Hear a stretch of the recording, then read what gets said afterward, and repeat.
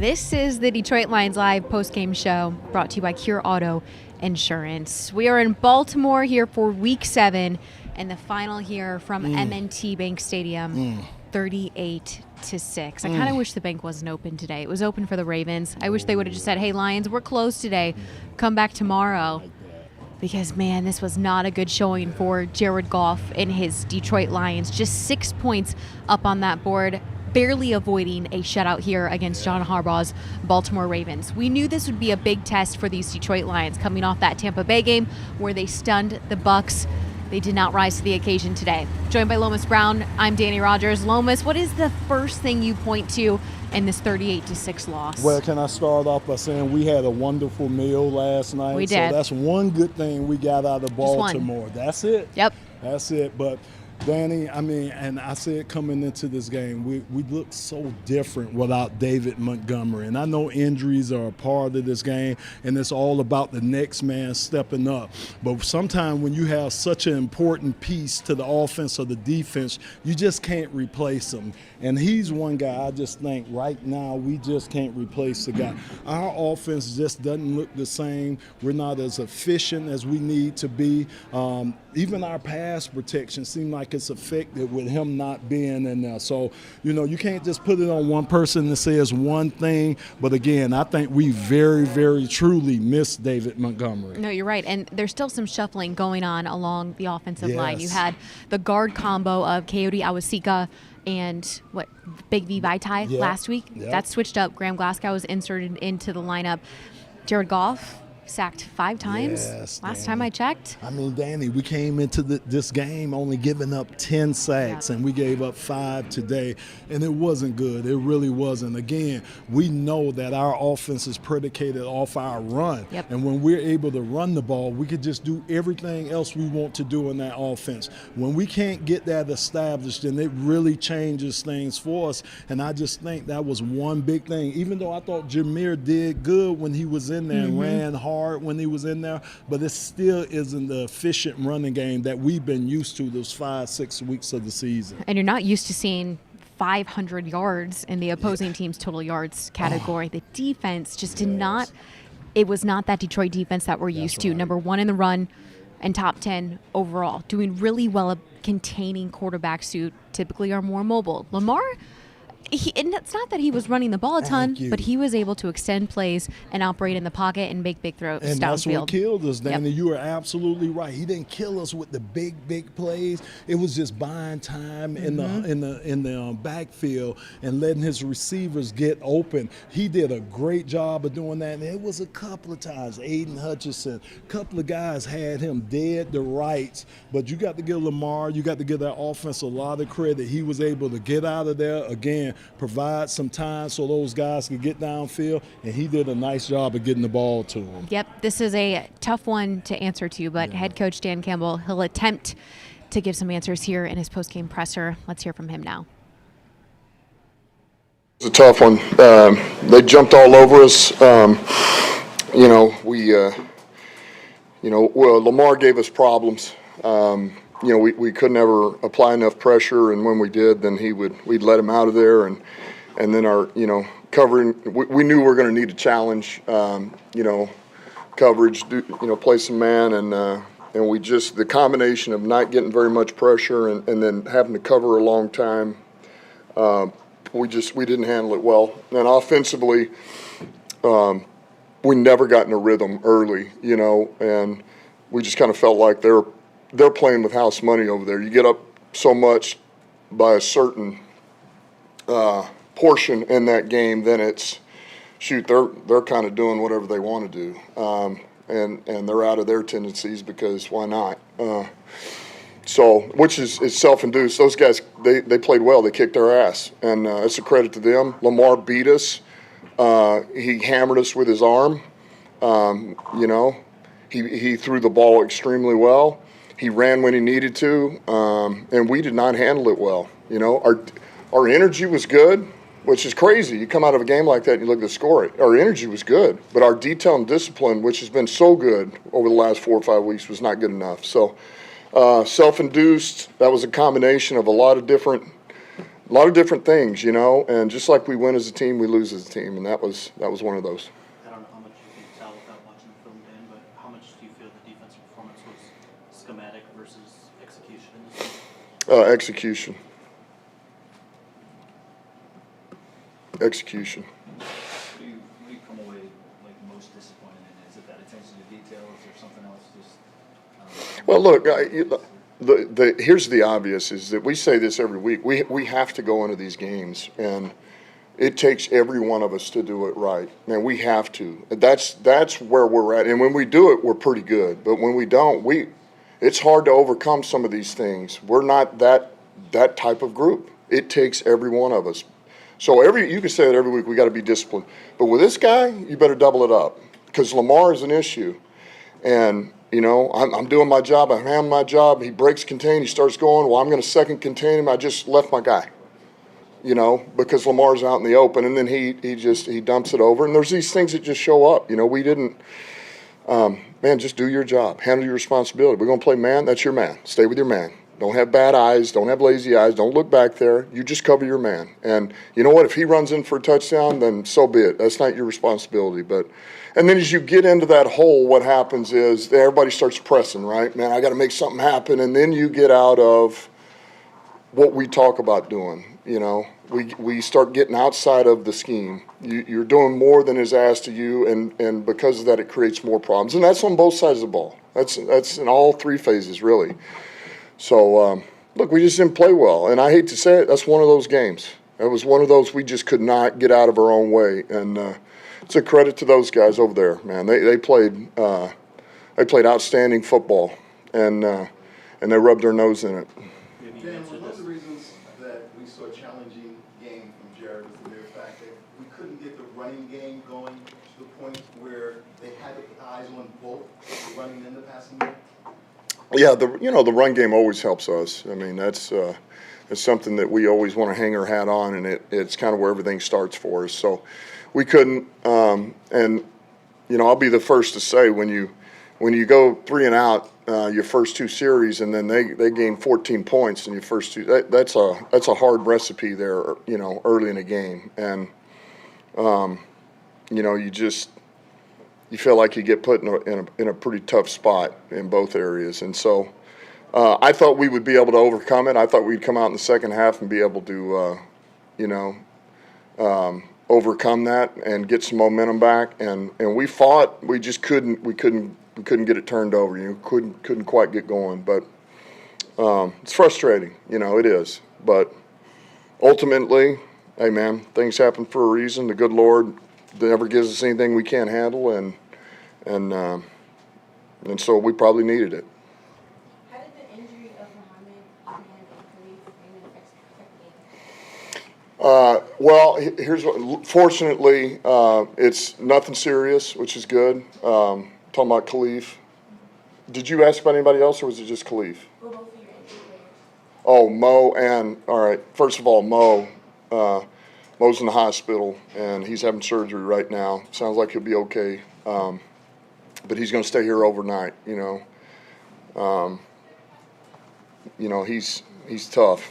I hate that for him, but you know that certainly puts a strain on our team. And then Khalif is all right. He got some cramps there at the end, but he'll be fine. But you know, I think by the time those happened, the damage was already done. I don't think it was as significant as hurting our team in the moment as it can be. We were already, out of it pretty good. Dan, when you say maybe we needed it, what do you mean by that? No, I just think that you don't want these to happen. When it does, it recenters you, it refocuses you, and that's all I know. I don't want it to happen. Nobody wants to happen. Nobody likes to look over there and watch them having a great time because they kicked our ass. Nobody thinks that's fun. But I know that motivates me for next week. It motivates our team. So I know that you'll do any and everything you can not to have that feeling again. So that's all I mean by that. I know everybody's going to be like, how can you say that? How can you say it's okay to lose? And that's not what I'm saying, all right? So it's here. It happened. It'll motivate us moving forward, and the shame would be if we don't use this to get better for next week, and it bleeds over into the Raiders. That would be the ultimate shame. You might have already answered this with saying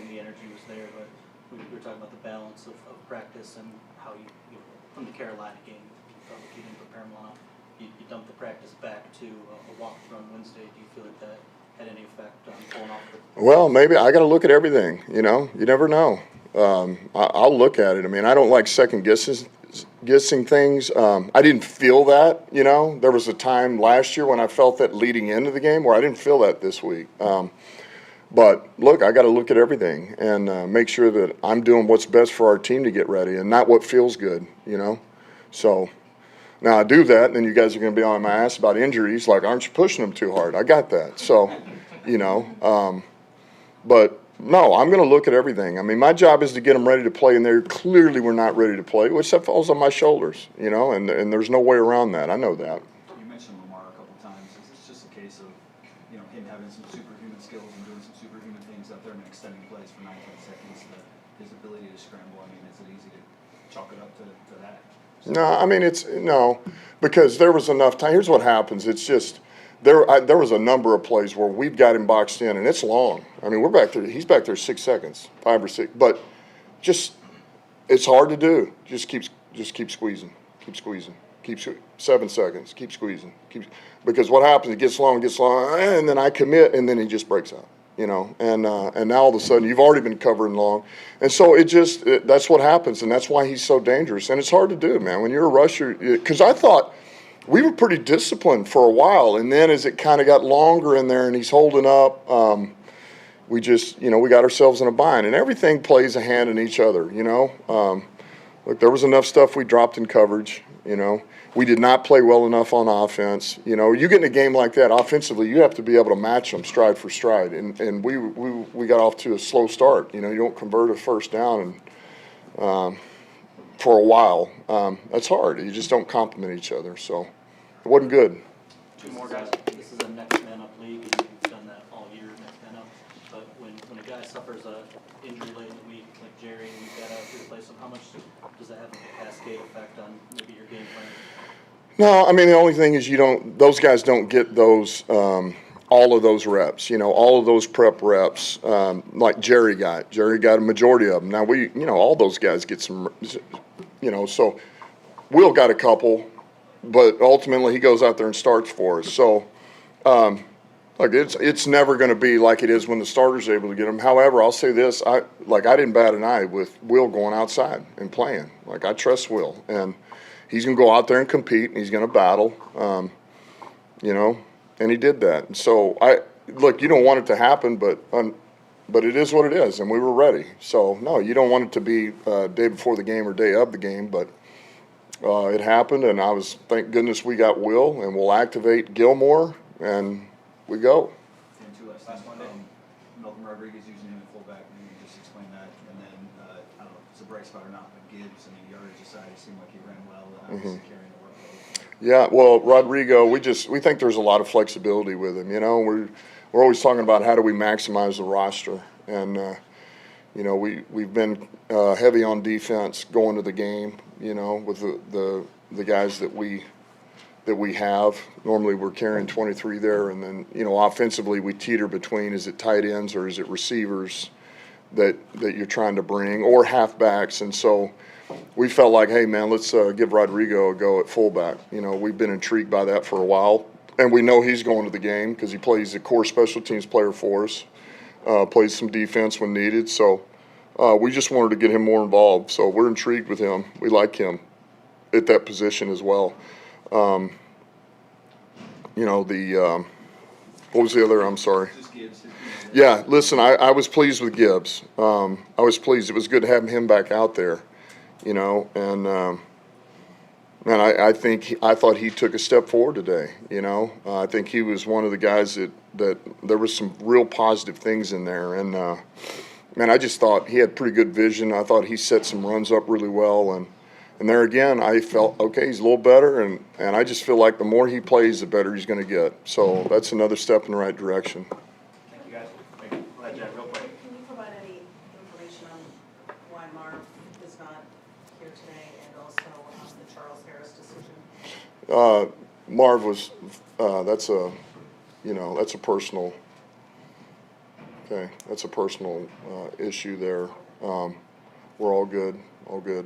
And then Charles, it was just, talked to him early in the week, and it was, last week we brought 9 bigs. We brought 9 D linemen to the game, and this week Pascal's coming back, and we were only going to bring 8. And so it was kind of, all right, do we bring J.O. or do we bring Charles? That's really where we were kind of at. And so we wanted to give J.O. a shot at it and see, and we'll see where it is. I don't know. I need to watch the tape, but certainly Charles is a guy who, puts the work in. He's one of our captains. He gets it. He was busting his ass in practice again, and he knows this isn't it. I mean, this isn't it for him. He can very, very well be up next week. So that's kind of what it was. That was where it was at. Does that make sense? What happened? You're looking at me like you don't. So basically. It's him or J.O. Okay. It's one of those two. I can't bring both. And so that was kind of what it was. Yeah. What happened to Mo?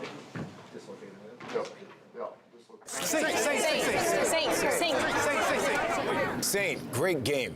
Is that the best catch you've ever made? Actually, there was one better. When? The Chicago game? Minnesota?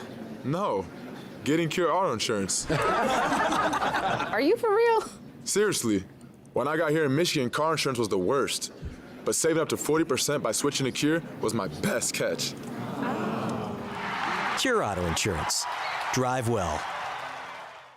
Detroit Lions Live is brought to you by Cure Auto Insurance. Log on to cure.com to see how you can save. Head coach Dan Campbell addressing a couple of the Lions who were out for today. That included wide receiver Marvin Jones Jr. for personal reasons. Charles Harris, defensive end, he was out as a healthy scratch. Yeah. What's your biggest assumption on why Charles didn't make it? It's kind of tough, especially when you're at this point of the season, you're a healthy scratch. I think it might have been something, Danny, either they want to carry another position, carry more at another position. Right, you heard Coach say they went from 9 to 8 defensive linemen. Yeah, so I think because, again, but I'm kind of curious, why not Charles? Because you had a Lamar Jackson type of guy. Seemed like he would have been perfect for outside pressure, but I guess Coach wanted to get more of the inside pressure on Lamar. So it's shocking that Charles was a healthy scratch today.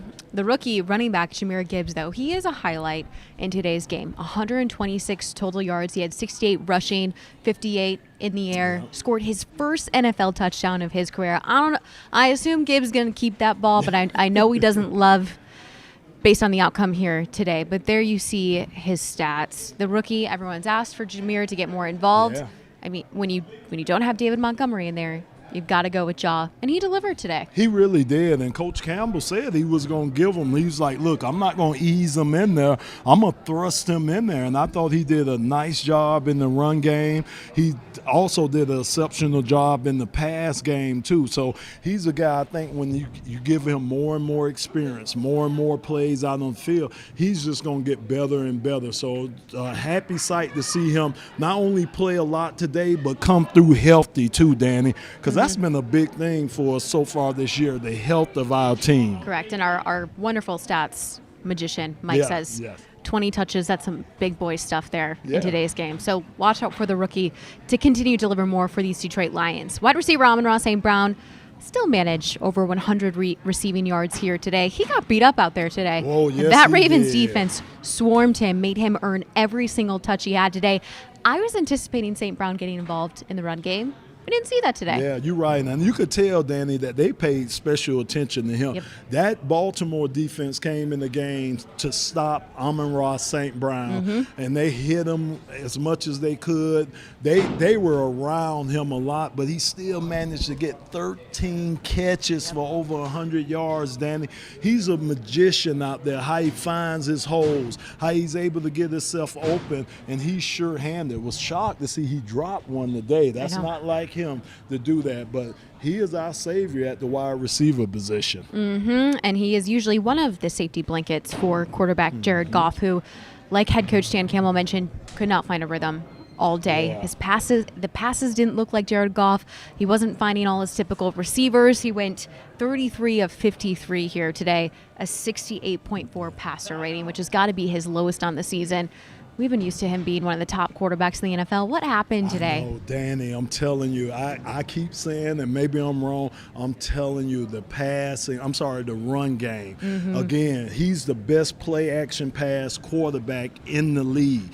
Play-action pass doesn't work if you're not running the ball or if you can't run the ball. And again, I just think that was a detriment to Jared today. He seemed like he was rushed a lot today, had a couple of errant throws that you normally don't see out of him. Seemed like he was just moving, just scrambling a lot today. And like I say, that's not typical of Jared. And as you see, him being that way, it kind of caused the offense to be the same way. So hopefully he'll be able to get back on track. But again, I think it starts with our running game. Yep. Everything starts off the run. Average yards per pass, 5.4. Interesting nugget. In the first half, Baltimore was averaging about a first down each play. That's right. Just under 10 yards. You can't win Right. when you're allowing a team to do Oh, that. no, not at all. And again, like you said, and they kept picking up first downs, and that hurt the team. You keep your defense on the field. Your defense get tired. You don't give your defense a chance to make adjustments. So again, like we always talk, Danny,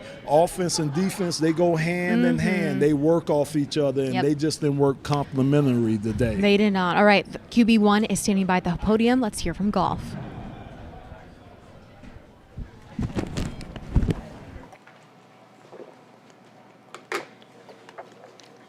All right. Jared, that adversity is going to come at some point. Here it is, and it arrives. Just from the quarterback perspective, can you explain how difficult it is when you fall behind like that, and just, I guess, the pressure you feel to catch up or keep up? Yeah, it's hard. We didn't do much to help ourselves out in those first few drives. Couldn't really get a first down there, and yeah, it's hard. We were putting pressure on our defense, and yeah, it was no fun. And hats off to them. They really got after us today, and we got to respond the right way. You guys have been so efficient on offense all year long to go midway to the second quarter before the first down comes today. What were they doing well to kind of take you out of what you wanted to do? It's a good question. I don't know if they did something special on third down that was making it impossible for us. We just weren't executing. It was really more so on our end. Obviously they are a great team. They did a lot of great things today, but if we execute like we know we're capable of, a lot of those plays go a lot better, and it starts with me. It got to be a lot better. How much did the conditions impact you? It seemed like it was really windy on the field today. Some of those Yeah. guys maybe coming out wobblier than we are used to seeing. Was it the conditions? Not much, maybe a couple. Not much. I didn't think it affected me much. Overall, an outcome like that on both sides of the ball, do you attribute more to them, the way they played at a high level, or do you look more at the things that maybe you didn't? Yeah, it's typically both. Yeah, they did a hell of a job, but they're a great team and came out and got after us today, and we came out and didn't play our best on both sides of the ball, and certainly I can speak for the offense. We got a lot of things to clean up, and it starts with me just being better and making sure the ball is going where it needs to go all the time, and everyone has their own thing to work on, I'm sure, but always can come back to me and make sure that I'm leading us the right way. As a leader, what's something you tell the team not let this bleed over? Yeah, we've been through a whole lot worse than this. This is a tough game. We got our butts kicked, but this group's had a lot of adversity, and this is kind of our first taste of getting kicked in the teeth this year. And we need to respond the right way and show up, whatever it is, Wednesday, whenever we come back, and make sure we're ready to go. How do you feel like communication on and off the field affected this game, and how can it help you out for the next game? There was no communication errors, I didn't believe, on or off the field. Just curious, maybe a bright spot of the offense today was Jameer. He's getting an extended look with David out. So as he gets these opportunities, can you just see, I guess, the future impact he can have as this offense gets more complete? Yeah, he's explosive. You can see it there on a couple of those runs, and he did a good job catching the ball out of the backfield. He's explosive, and getting him the ball in space is always something that we're aware of doing, and I'm aware of doing. And I thought he did it. I thought he did a good job. I thought he protected pretty well too. For being a guy that we don't ask to do that much, he did a good job. Talk about just the maturity of the roster and the way they responded in every moment. Yep. This is a moment you need to respond to as a roster. the mood in the locker room kind of immediately after this one? Yeah, obviously not great. I think we're further along at this point than if this would have hit us at some point in the last couple of years here, where we will be able to bounce back the right way. Now we have to go do it. I can say this all I want. We have to go do it next week, and certainly the first day we're back at practice. But yeah, we've got the right guys in place, and we got the right leadership, and I can sure hell do a lot better job throughout the week and make sure everyone's ready to go, and expect to. A loss like this sometimes can be good to help you refocus. I mean, do you have an example from your career where maybe you took a kick in the teeth and it was, a good opportunity to refocus? Yeah. Shoot, the year in 2018 went to the Super Bowl. We played at Chicago, great defense, and I got kicked in the teeth. It wasn't as big of a score as this, but it was. They got after us. We got nothing going on offense. I didn't have my best game. Then we came back and won the next few and went on our run in the playoffs. And so yeah, that can certainly be the case if you handle it the right way. And I expect us to, but you got to go do it. You talk about leadership too, because you're watching Lamar Jackson. I mean, any appreciation for the level of play that he's playing right now? Yeah, man, he's a special talent and is always tough for any defense. And I thought he played really well today. Offense today kind of interesting twist. We've seen fullbacks in this Yeah. city go to linebacker multiple times, but just what can he potentially add to the offense here? Yeah, it gives us some variability at fullback with Cabinda out. If he does a great job of it, I don't know. Who knows? Right? We got to go look at it. But I thought he handled it well throughout the week and didn't seem to miss a beat today. Thank you, guys. Thanks, guys. Thank you, Jason.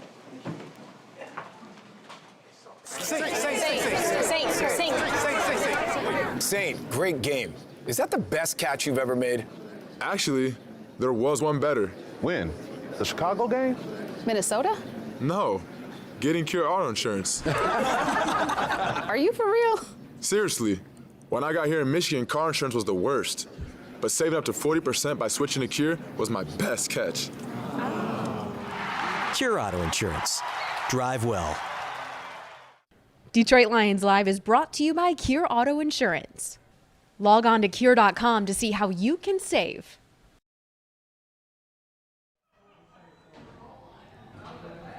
Time now to talk about this Detroit Lions defense. Yes. Pressure on Lamar Jackson wasn't there today. They had no sacks, just 2 TFLs, 1 quarterback hit. In comparison to what the Ravens were able to do to Jared Goff in this offense with 5 sacks and a lot of pressures.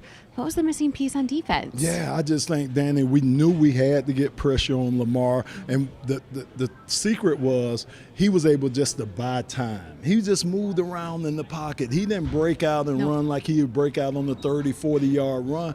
But just those subtle little movements in the pocket bought him time enough to let those receivers complete their routes, get downfield where they needed to. And every time he broke the pocket, he didn't really break it to run. Yeah. He broke it to throw the ball downfield. So I think that was the biggest difference. I think it kind of caught us off guard because we were used to Lamar using his legs a lot more than he did today. All week long, though, head coach Dan Campbell said this is a Todd Monken offense that is not asking Lamar to run the ball. So, did it really catch him off? I know that was a big emphasis all week long. Aiden Hutchinson continues to be a staple along that defensive line. We didn't see him bring a ton of pressure. The fans would like to have some holding calls called. I don't think they're all holding calls. Oh, my God. Lomas, can you please break down to us what a holding call is? Hold is when you're egregiously grabbing, Where? holding. You could grab here. Is it pulling jersey? Heck, round the neck, anywhere. What typically will get a holding call that's called, though? Danny, Aiden should have got some of those calls. We just, for some reason, he's not getting those calls. And I think sometimes as a defensive end, you have to become an actor. I mean, you have to swell. You have to, act it out and make sure the officials see you out there.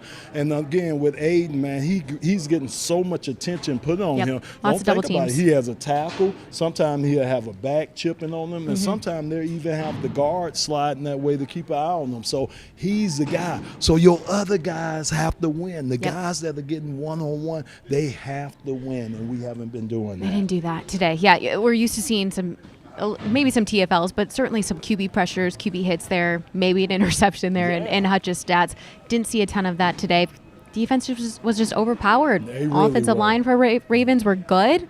Lamar was great, even better. But Danny, that was so shocking. I didn't Yeah. expect their offensive line. I thought the matchup was our defensive line versus their offensive line. I thought we would be able to get a lot more pressure, and stop their run too. But again, give them credit. Give them credit. They did a great job up front, and they beat us. They big boyed us up front, as someone else would say. Yes, Ravens with 146 yards on the ground. Okay, that's almost enough about this game. Let's take a look at some of the games around the league. We'll check in. Of course, Detroit has got the Raiders next week. Taking a close eye, Jacksonville squeezes one out against New Orleans. Raiders toppled by Chicago. That one makes me feel better. I'm not going to lie. I feel a little bit better about a little bit. Yes. As long as we do the Raiders like that next Correct. week, I'll feel real I good. agree. Thank Giants you. are going to giant, just 14 points over Commanders, who have 7.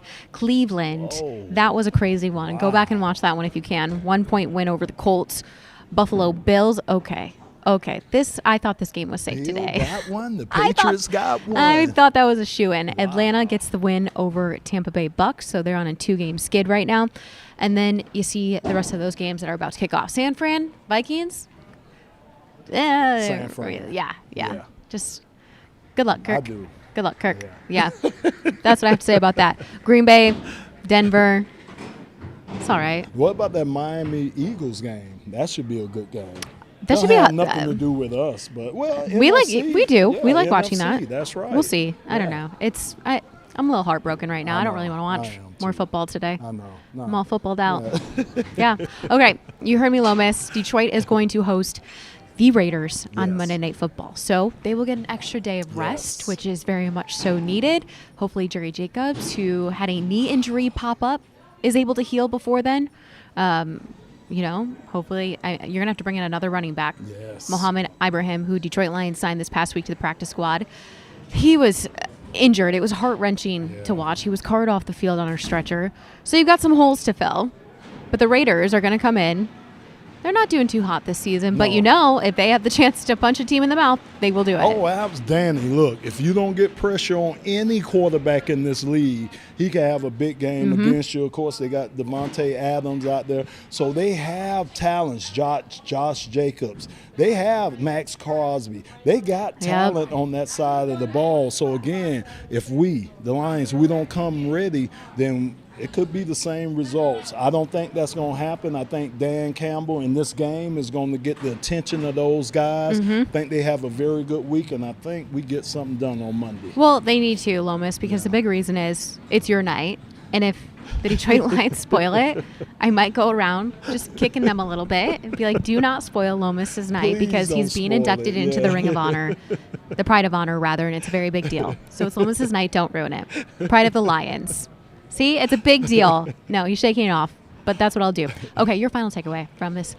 This hard one. Yeah, it was a hard one. It wasn't what we expected coming in here. We knew it was going to be another tough game after the Tampa Bay game.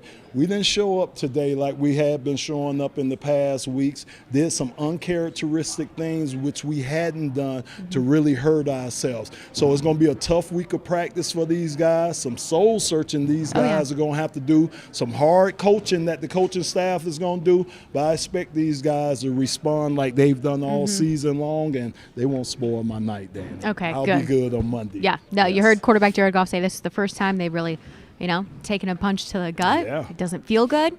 We'll see how they bounce back. They've got about 10 days to figure out what this team is and get back to who they are. All right, there you have it.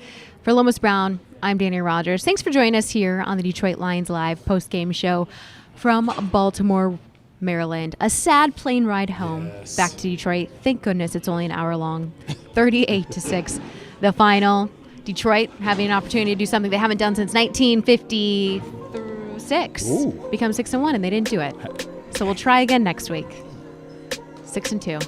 Yes. 6-2. Math is difficult. All right, we're signing off. We're done. We're done here. We will see you guys back home in Detroit for the next Detroit Lions live post-game show against the Las Vegas Raiders. See you then.